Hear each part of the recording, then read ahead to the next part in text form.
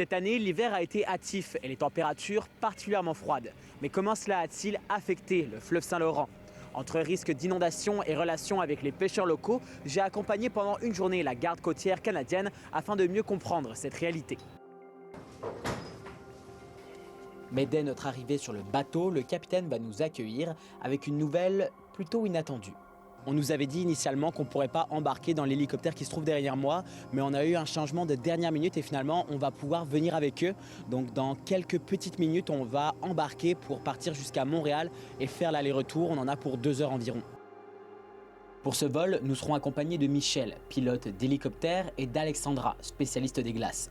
Leur objectif est de survoler le fleuve afin de vérifier les mouvements de la banquise pour permettre le passage des bateaux commerciaux et prévenir les inondations. Garde-côte 445, on va être prêt pour le décollage. On se trouve actuellement au-dessus du lac Saint-Pierre, là où l'hélicoptère de la garde côtière canadienne se rend 2 fois par jour pour vérifier l'état de la glace. Avec l'hiver assez rude qu'on a eu, on a atteint une épaisseur sur la banquise d'environ 50 cm. Ça faisait quelques années qu'on n'avait pas eu une telle épaisseur à cette période de l'année.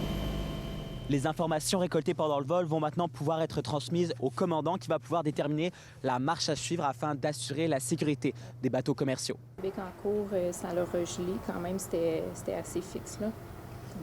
Les enjeux, en fait, c'est surtout lié à la météo, si on veut. Donc, les conditions des glaces vont être très variables selon s'il y a des changements de température, s'il fait très froid pendant une très longue période de temps, ou si ensuite il y a un redout, il fait très chaud. Donc, ça va beaucoup influencer les conditions des glaces. On a une dynamique du fleuve avec le lac Saint-Pierre qui fait en sorte que le chenal de navigation, donc le chenal qui est ouvert pour les navires, est très, très étroit.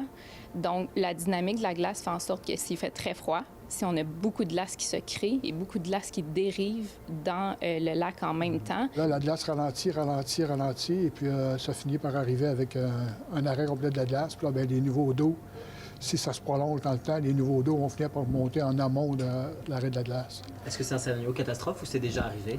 C'est déjà arrivé. C'est arrivé, ça arrive, je dirais, tous les 2-3 ans, on a des embarques, là. Rien de majeur. Par contre, c'est quelque chose qu'on réussit à remettre en mouvement assez rapidement. Malgré tout, l'hiver assez froid a ses avantages, notamment au niveau de la pêche, avec une glace assez épaisse qui a permis de minimiser les risques. En général, ça se passe bien. Plus on approche vers la fin de la saison, comme là, on va dans 3 semaines environ, ça va commencer le déglaçage du lac Saint-Pierre. Fait qu'on va envoyer, il va y avoir des avis qui vont être envoyés là, que le déglaçage commence. Puis il y a toujours 1 ou 2 cabanes qu'il faut aller intervenir pour les déménager, là, les aviser qu'on arrive dans le secteur. Des fois, ils ne réalisent pas le danger ou peu importe. Là. Mais au-delà de ces enjeux, la garde côtière canadienne fait face à un problème autrement plus complexe à régler.